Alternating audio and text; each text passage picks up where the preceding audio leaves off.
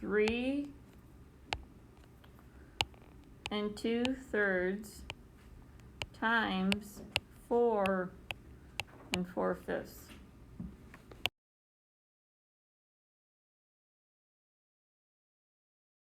Keep, change, flip.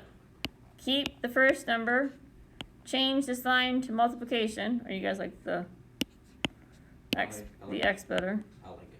and flip that number, because below that 4 is a 1. Yeah. And then you would get 2/12, you reduce it to 1/6. Keep, change, flip.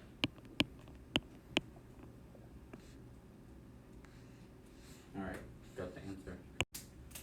So 112.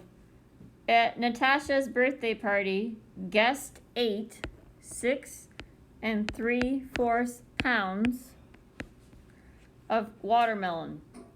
If the watermelon was divided evenly between the 9 girls, so there's 9 girls at the party, how much watermelon did each girl eat? 18. You guys there? Yep. Mindy wants to buy a shirt that is on sale for 3/4 of the original price. And the original price was $36.